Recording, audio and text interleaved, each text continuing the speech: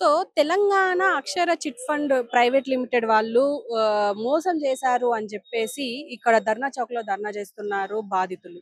అసలు ఏం జరిగింది? ఎప్పుడు మోసపోయామని చెప్పేసి వీళ్ళకి తెలిసింది అనేది వీళ్ళని అడిగి తెలుసుకుందాం. అమ్మ చెప్పండి మీరు ఆహ్, ఎప్పటికి రావట్లేదండి. నాకు ఏడ్పే వస్తుంది. అసలు ఎంత ఎంత మోసపోయారమ్మా? 11,00,000 అంటే ఎప్పుడు మీరు స్టార్ట్ చేశారు? అంటే 2021లో చేశాను మేడం. చిట్టి వేశాను. డిపాజిట్ చేసిన అమ్మాయి పెళ్లికుందని ఇస్తా అన్నాడు. మోసం చేసిండు. ఒక్క రూపాయి కూడా ఇవ్వలేదు. ఇప్పటికి తిప్పుతా ఉన్నాడు. అంటే ఎక్కడ కట్టారు మీరు? తొర్రూరులో కట్టాం మేడం. హన్మకొండలో కట్టాము. ఇంటికి వచ్చిండ్రు అక్షర బాధితులు వచ్చి అది ఉంటారు కదా వాళ్ళని డైరెక్టర్లకి ఇట్లా వాళ్ళ చిట్ ఫండ్ వాళ్ళు ఉంటారు కదా, వాళ్ళు చిట్ వేయమని బతిలాడి చేసి ఏజెంట్ కి ఇట్లా ఇల్లు తిరిగి అమ్మ ఇది మంచిది సంస్థ వేయండి పిల్లలకు అక్కడికి వస్తాయి అది ఇది అని చెప్పి మాయ మాటలు చెప్పి మమ్మల్ని చిట్టి వేయించారు. మేము కిరాణం షాప్ చిన్నది రూపాయి పోగు చేసి అబ్బాయి పెళ్లి కూతురు చిట్టి వేసి ఇంతవరకు ఒక్క రూపాయి కూడా ఇవ్వలేదు నాకు. మళ్ళా ఫిక్స్డ్ డిపాజిట్ అని చేపించుకున్నాడు. అది కూడా ఇవ్వలేదు. నెల వడ్డీ ఇస్తానని చెప్పిండు. ఒక 4-5 నెలలు ఇచ్చిండు. ఒక్క రూపాయి మళ్ళీ ఇవ్వలేదు. ఆ నెల తర్వాత అడితే ఇస్తా అన్నాడు. మళ్ళీ ఇంకో చిట్టి వేసినాం. ఇంకోటి ఎత్తినాం. డబ్బులు ఇవ్వకపోతే కొట్టొచ్చిండు, తిట్టిండు. అరే కొడతావారా అని మేము పోయినాం. పోతే మా ఆయనను చూసి నేను లేనప్పుడు చూసి ఆయనను ఫిక్స్డ్ డిపాజిట్ చేసుకోండి 5 లక్షలు డిపాజిట్ చేసి 6,24,000కు చెక్ చేసి ఇచ్చి ఇంతవరకు ఒక్క రూపాయి కూడా 2021 నుంచి తిరుగుతాను మేడం. మా అమ్మాయి పెళ్లి ఉందని చెప్తే అలా పేమెంట్ తక్కువ చేసి ఇస్తా అట్లా ఒప్పండి మేడం అంటే సర్లే బాబు ఎంతో అంత ఇయ్యండిరా అని కూడా అన్నాం. ఆయన ఇయ్యలేదు మేడం. మొన్న జనవరిలో ఫోన్ చేసి రమ్మని చెప్పి మా ఆయన రమ్మని 2,50,000 చెక్ చేసి ఇచ్చిండు కరీంనగర్ వ్యవసాయ బ్యాంకుది. అది పాస్ కాలే మేడం. చెక్ బౌన్స్ అయింది. ఇప్పటికి 3 సార్లు వేసినాం మేడం బ్యాంకులో. ఒక్కసారి కూడా పాస్ కాలే. ఎప్పుడు మీటింగ్ అని పోతే అమ్మ నువ్వు పోకు నీకు డబ్బులు ఇస్తా, నువ్వు ఇక్కడికి రా నీకు చెక్ వేసి ఇస్తా, నీకు డబ్బులు ఇస్తా అని ఇప్పటికి మాయ మాటలు చెప్పి మా కల్లిబుల్లి కబుర్లు చెప్పి ఒక్క రూపాయి కూడా ఇవ్వలే మేడం. నాది చిన్నపాటి కిరాణం కొట్టు. ఇవాళ కొట్టు మా ఆయన నుంచి మా ఆయనకు వాళ్ళ ఆరోగ్యం బాగాలేదు. ఆయన నుంచి మా పిల్లల్ని తీసుకొని వచ్చిన ఇంతవరకు ఒక్క రూపాయి కూడా పరిచయం ఈ చిట్ ఫండ్ ఏజెంట్ వాళ్ళు వచ్చారండి. ఇదివరకు కపిల్ వేసాము. కపిల్ మంచిగానే ఇచ్చారు మాకు. అన్న టైంకి ఇచ్చారు. సరే అందులో నుంచి వచ్చినాయి కదా ఇది కూడా సంస్థ మంచిగానే సాగుతుందని వాళ్ళు అన్నంగా విని ఏజెంట్ ఇంటి చుట్టూ తిరుగుతుంటే ఆడికి వద్దు అంటే వాళ్ళు చెప్పిన మాటలు ఆయన విని సరేలే వస్తుందట వేస్తాం, 1 రూపాయి కలిసి వస్తుంది కదా కిరాణం కొట్టు కదా అని వేసాం మేడం.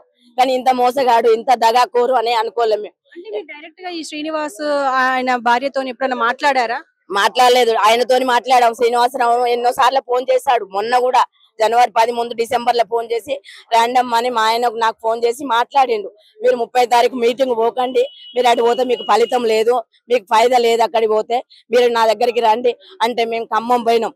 పోతే 7 గంటల దాకా కూర్చుని పెట్టుకుని 7 గంటలకు 2,50,000 చెక్ వేసి జనవరి 10వ తారీఖు పాస్ అవుతుంది అని చెప్పిండు. జనవరి 9 ఫోన్ చేసిన సార్ నాకు పాస్ అవుతుందా అంటే ఇది మోసం కాదు, ఇది ఖచ్చితంగా అవుతుంది, ఇది వరకు లెక్క కాదు అని చెప్పిండు. 10వ తారీఖు వేసిన మేడం. 15వ తారీఖు రిటర్న్ వచ్చింది. రిటర్న్ వచ్చినాక మళ్ళీ అడిగిన సార్ ఏమైంది మీరు ఆ రోజు పాస్ అవుతుంది అన్నారు కదా ఇంతవరకు పాస్ కాలేదు అన్నట్టే మళ్ళీ ఇక్కడికి రా నువ్వు ఖమ్మం నేను అక్కడ తీసుకొని RGTS కొట్టిస్తా నీకు, నేను మోసం చేయను, నీకు నెలకు 2,50,000 ఇస్తా, ఇది నా మాట నమ్ము, ఎవరి మాట నమ్మకు, నేను చెప్తున్నా కదా డైరెక్టర్ ని అని అన్నాడు మేడం. నాకు చెక్ వేసి ఇచ్చిండు కానీ పాస్ చేయలే. కరూరు వైశ్య బ్యాంకు తెచ్చి ఇచ్చిండు. ఇప్పటికి 3 సార్లు వేసిన బ్యాంక్ లా రిటర్న్ చెక్ బౌన్స్ అని రిటర్న్ వచ్చింది. అందులో పోలీస్ కేసు ఏం చేయలేదు మీరు? FIR మొన్న చేసిన మేడం 20వ తారీఖు పోయిన నెల.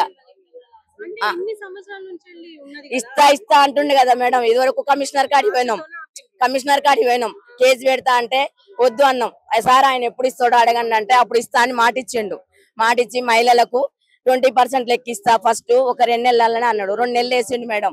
20,000 30% లెక్క కొన్ని వేసిండు. ఇక అప్పటి నుంచి కథం మాకు దొరుకులు లేదు, కనబడు లేదు. కనబడు ఏదో ఒకటి మాయమాడి చెప్తుండు. ఆయన ఎక్కడైనా అంటే ఆ శ్రీనివాస్ గాని ఆయన కంపెనీ ఏడుంటది? హన్మకొండ నక్కలగుట్ట. అయితే మీరు కూడా అక్కడనే వేస్తుండే డబ్బులు? మా దగ్గర మా తొరూరులో పెట్టారు బ్రాంచ్. అక్కడ నుంచి వాళ్ళు వస్తే వేసినాం మేము.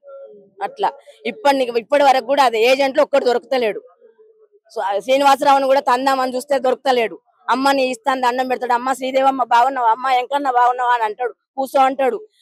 అంతే ఆడి వరకే.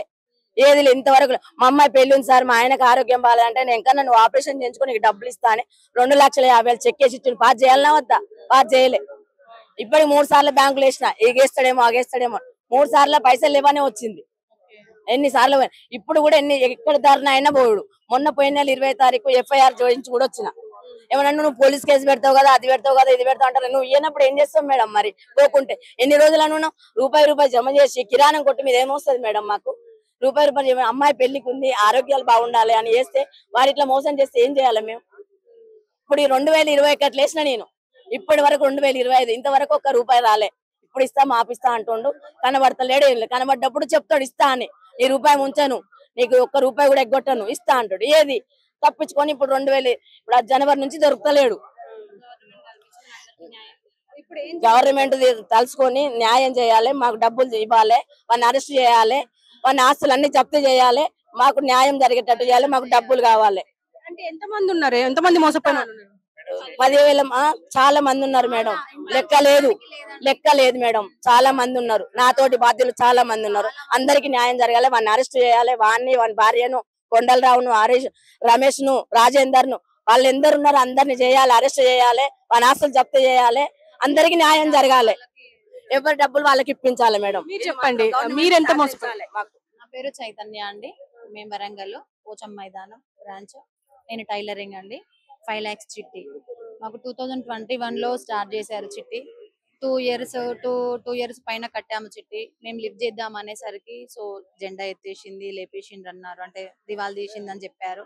ఓకే మరి ఎట్లా ఏంది అని అంటే మాకు చిట్టి వెళ్ళని పరిస్థితిలో కూడా వేరే దగ్గర 1 lakh చిట్టి లిఫ్ట్ చేసి ఫైన్ పడుతుంది దీంట్లో. అంటే ఇది క్లియర్ చేయడం జరిగింది. మొత్తం 4 lakhs ఎబో కట్టినామండి. 1 రూపీ చెక్స్ ఇచ్చాడు. చెక్స్ ఇస్తే తీసుకెళ్లి బ్యాంకులో వేసుకుంటే 1 day 2 day 3 days అయ్యింది. అదేం ఏం రావట్లేదు. ఏందని బ్యాంక్ కన్సల్ట్ చేస్తే పేమెంట్ ఆపేసిండ్రని, తను రావట్లేదు పడట్లేదు అని మళ్ళీ చెక్ వాపస్ ఇచ్చారు. ఇన్ని 2-3 ఇయర్స్ అండి. 3 ఇయర్స్ నుంచి నేను టైలరింగ్ డైలీ 1, 2, 3 బ్లౌజులు కుట్టుకొని, 2 చిన్న పిల్లలు. సో మిడిల్ క్లాస్ ఫ్యామిలీ, ఆస్తులు పాస్తులు లేవు, చేసుకుంటేనే బ్రతుకు చెప్పడానికి. సో మా మరిది ద్వారా వదిన నేను వేసా బాగానే ఉంది, 5 lakhs చిట్టి లిఫ్ట్ చేసా, మీరు వేసుకోండి, ఎంత ఖర్చు చేస్తే అంత అవుతుంది అని అంటే, సో తనతో నేను వేయడం జరిగింది. లిఫ్ట్ చేస్తే చెక్కు కాలేదు, అడిగితే కూడా డబ్బులు ఇవ్వట్లేదు. హన్నంకొండ నక్కలగుట్ట బ్రాంచ్ కి ఎన్నో సార్లు వెళ్ళాము, లీస్ట్ తీసుకుంటారు, పోయినప్పుడల్లా list names list phone numbers తీసుకుంటారు, ఎంత అమౌంట్, కానీ ఒక్క 1 రూపీ పడింది లేదండి. 1 రూపీ పడింది లేదు. ఇంతమంది బాధితులు అండి, కొన్ని 1000 కోట్లు జమ చేసుకున్నాడు పేరాల శ్రీనివాసరావు. మా అలాంటి మిడిల్ క్లాస్ వాళ్ళు కష్టపడ్డ సొమ్ము ఊరికే రాదు కదండి, ఎవరికైనా రాదు కదా. ఇప్పుడు ఇంత పని వదిలేసుకుని ఇంతమంది వస్తున్నారంటే డబ్బులు వస్తాయి, మన ప్రయత్నం మనం చేద్దామనే కదా. తను ఎక్కడో కూర్చొని మా అందరి ఇది బాగుండదు కదా. ఏం లేదండి, ప్రభుత్వానికి ఒకటే తెలుసు, అందరికి తను ఇస్తాడు అని తెలుసు, తన దగ్గర ఉంది అని తెలుసు, కానీ మా అందరికి న్యాయం జరగాలి. 1 MP ఉంచుకోవద్దు. మేమందరం కష్టపడ్డాం. ఇప్పుడు పేరాల శ్రీనివాసరావు మా అందరి కడుపు కొట్టి ఆస్తులు జమ చేసుకున్నాడు, కానీ మేము ఎవ్వరి కడుపు కొట్టలేదు. నెలకి రోజు వారి కష్టం చేసి నెలకి ఇంత అమౌంట్ మేము అక్కడ ఉంటే సేఫ్ ఉంటదని తనను నమ్మి పెట్టినాం. కానీ తను మమ్మల్ని నమ్మి డెవలప్ అయినట్టు పెద్దవాడు అయిపోయింది, ఆస్తులు జమ చేసుకున్నాడు. కానీ అందరికి న్యాయం జరిగేలా ప్రభుత్వానికి మా పరంగా నమస్కారం చేసుకుంటున్నామండి. అన్యాయం జరిగేలాగైతే చెయ్యకండి. మేము ఇంత రిస్క్ ఎక్కడెక్కడో బ్రాంచీల నుండి 60-70 బ్రాంచీల నుండి తెలంగాణలో ఇంత మంది ఎన్నెన్ని వర్కులు వదిలేసుకొని వచ్చి ఉంటారో మీరు ఆలోచన చేయండి. మీరు దయచేసి మా డబ్బులు మాకు వచ్చేట్టుగా ప్రయత్నం చేయండి. మీరు చెప్పండి, అంటే ఎంత మంది మోసపోయే అవకాశం ఉందంటారు? అంటే చాలా మంది ఇక్కడైతే కనిపిస్తున్నారు. ఎప్పుడు 2021 నుంచి నడుస్తున్నది ఇది కేసు. అంటే కేసు ఏమైనా పెట్టారా, ప్రయత్నం ఏమైనా చేశారా? ఒకటి మేడం, ఇది తెలంగాణ వ్యాప్తంగా సుమారు 70 బ్రాంచీలు ఓపెన్ చేసేసి మొత్తం వాస్తవంగా వీళ్ళకి డిపాజిట్ చేసుకోవడానికి పర్మిషన్ లేదు ఆర్బీఐ నుంచి, కానీ ఇల్లీగల్ గా డిపాజిట్లు మాత్రం సేకరించేస్తారండి. సేకరించిన తర్వాత ఎవరికి కూడా డబ్బులు ఇవ్వటం లేదమ్మా. దీన్ని తిరిగేసాం. లాస్ట్ కి పోలీస్ స్టేషన్ పోతే, మేము ఖమ్మం నుంచి వచ్చాము, నా పేరు ముత్తయ్య గారు, పోలీస్ డిపార్ట్మెంట్ లో FIR చేయడానికి కూడా భయపడుతున్నారు. నాకు తెలవట్లేదండి ఎందుకు చేయట్లేదని అంటే, అన్ని కలిపి ఒకసారి చేస్తున్నాం అంటున్నారు. సిపి గారిని కలిసాను, సిఐ గారిని కలిసాను, ఈ చాలా మంది అన్ని రకాల పోలీస్ వ్యవస్థలు అన్ని డిస్ట్రిక్ట్లు కలిసినప్పటికీ కూడా కొన్ని జిల్లాలోనే వీళ్ళ మీద FIR చేయడం జరిగింది. ఖమ్మంలో మాత్రం సిఐ గారు కానీ సిపి గారు కానీ అసలు ఎవరు చేయడానికి ఇష్టపడట్లేదు. కారణం ఏంటో తెలియదు. సుమారుగా 10,000 మంది బాధితులు ఉన్నారు. ఇది 2,000 కోట్ల స్కామ్. పేరాల శ్రీనివాసరావు ఆస్తులు మొత్తం గవర్నమెంట్ టేకప్ చేసేసి అందరి బాధితులకు కూడా న్యాయం చేకూర్చాలని చెప్పేసి మేమంతా కోరుకున్నాం. అమ్మ ఇక్కడ ఉన్నోళ్ళల్లో అంతా బీద వాళ్ళు, రిటైర్ అయిన వాళ్ళు మాత్రమే ఉన్నారు. ఎక్కువ మంది రికార్డు దొరకని పరిస్థితుల్లో ఉన్నారు. వీళ్ళందరికీ న్యాయం చేకూర్చాలని కోరుతున్నాం గవర్నమెంట్ వాళ్ళు. ఇది గవర్నమెంట్ దృష్టిలో తీసుకుపోవాలి. మీరు చెప్పండి, అంటే ఏంటి అసలు మీకు ఏం చెప్పి ఈ చిట్ ఫండ్ కట్టించారంట? వీళ్ళది 2009లో స్టార్ట్ అయిందండి. అంతకుముందు ఈయనేమో వేరే చిట్ ఫండ్ లో ఉండేవాడు, కపిల్లో. అప్పుడు ఎంప్లాయీగా మాకు తెలుసు, అక్కడ ఉన్నాడు కదా అనేసి మేము ఈయన కంపెనీలోకి చిట్లు వేయడం బిగించేసాం 2009లో. చేసి వీటి చిట్లు వేయించుకున్నాక ఆ చిట్ల డబ్బులు ఇవ్వకుండా మళ్ళీ ఫిక్స్డ్ కూడా మా దగ్గరే చేయండి, మీకు ఇంట్రెస్ట్ ఇస్తాం, ఎక్కువ ఇస్తాం అని చెప్పి పెట్టాడు. అది మీరెట్లా నమ్మారు? అంటే ఆల్రెడీ చిట్సే ఇవ్వలేరు. ఫస్ట్ 2 చిట్లు ఇచ్చాడు, 1 లక్ష రూపాయల చెట్టు, 2 లక్షల చెట్లు అలాంటివి ఫస్ట్ కంప్లీట్ అవ్వగానే టైంకి ఇచ్చాడు. తర్వాత ఏమైందంటే ఆ డబ్బులు మళ్ళీ వాడి దగ్గరే పెట్టుకొని ఇలాగే 5 లక్షలు 10 లక్షల చిట్లు కూడా ఐటమ్ ఏం చేశాడు. అలాగే 50 లక్షల చిట్లు కూడా ఉన్నాయి.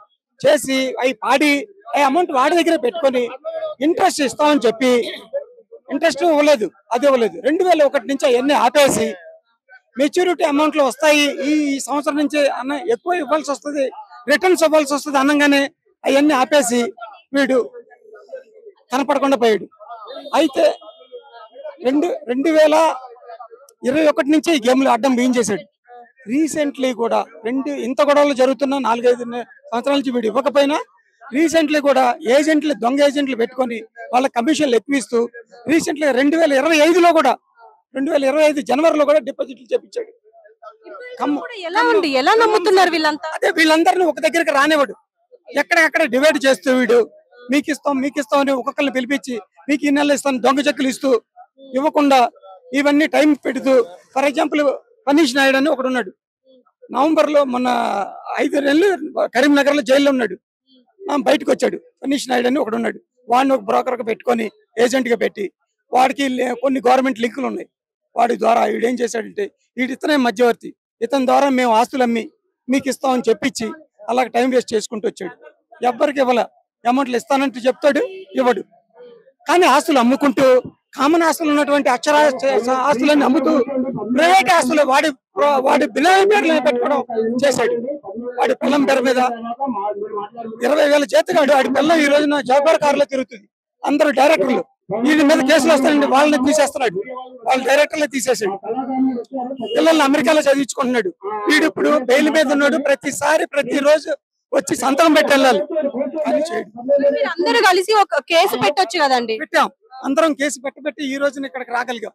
ఇక్కడికి రావడానికి కూడా మాకు పర్మిషన్ అంత దొరకల, పైనుంచి ప్రెజర్ పెట్టి పర్మిషన్ రాకుండా ఆపాడు.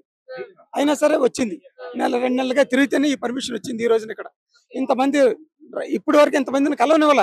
ఇప్పుడు సిపిలో పెట్టాం, అందరు కేసులు పెట్టాం.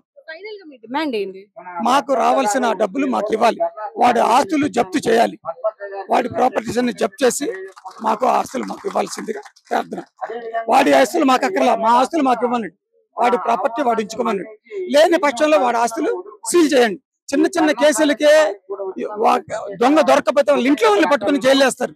ఇన్ని వేల కోట్ల ఉన్నోడిని ఏం చేయలేకపోతుంది గవర్నమెంట్ కానీ పోలీసు డిపార్ట్మెంట్. అదే మాకు కూడా అర్థం అవట్లేదు. దయచేసి ఇప్పటికన్నా మాకు న్యాయం జరపాలి. అమ్మ మీరు చెప్పండి, మీరు ఎంత వేసారు ఈ అక్షర చిట్ ఫండ్? 30 lakhs దాకా వేసామండి. మేము వేసినప్పుడు మంచిగా వచ్చి తీసుకున్నారు, మా ఇంటికి వారం రోజుల దాకా తిరిగి తీసుకున్నారు. మా అమ్మాయి పెళ్లి గురించి అని మేము వేసాము. పెళ్లి పత్రిక కూడా ఇచ్చాను, ఇస్తానమ్మా అన్నారు, ఇవ్వలేదు. ఇవ్వకుండా మమ్మల్ని మోసం చేసేసి పెళ్లి కూడా ఎగ్గొట్టేసిండు. అయిపోయింది, ఇంకా పోయి ఆయన జైల్లో పోయి కూర్చోవడము, పోయి అడిగినప్పుడల్లా దొంగ చెక్కులు ఇవ్వడము, అంతే. చెక్కుల పేరు మీద కేసేం పెట్టలేదా మీరు? పెట్టలేదండి, మళ్ళీ అతనికే రిటర్న్ తిరిగి ఇచ్చాము.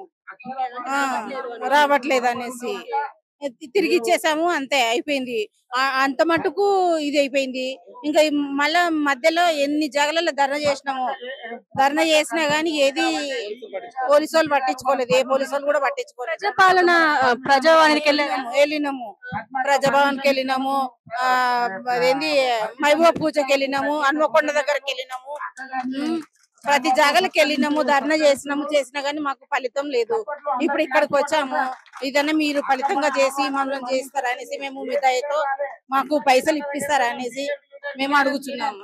సో చూసారు కదా, దాదాపు 2000 కోట్లకు పైగా ఇక్కడ మోసం జరిగిందని అయితే తెలుస్తుంది. అక్షర తెలంగాణ చిట్ ఫండ్స్ అని పేరుతోని దాదాపు తెలంగాణ వ్యాప్తంగా 70 బ్రాంచులు ఓపెన్ చేసి ప్రైవేట్ ఏజెంట్ల ద్వారా ప్రతి ఇంటికి వెళ్ళి చిట్లు వెయ్యండి అని చెప్పేసి అనడం, అండ్ చిట్టి వేసిన తర్వాత కూడా ఫస్ట్ 2 చిట్టీలు ఇచ్చిన తర్వాత ఆయన మోసం చేయడం స్టార్ట్ చేశారు అని చెప్పేసి అంటున్నారు. ఈ పెరాల శ్రీనివాస్ అయితే ఎవరైతే ఉన్నారో, పెరాల శ్రీనివాస్ అండ్ డైరెక్టర్ గా వర్క్ చేస్తున్న ఆయన భార్య శ్రీవిద్య, వీళ్ళిద్దరూ కలిసి దాదాపు 2000 కోట్లు మోసం చేశారు అని అంటున్నారు. అంటే ముఖ్యంగా ఇప్పుడు ఇక్కడ దాదాపు ఇక్కడనే 100 మంది ఉంటారు.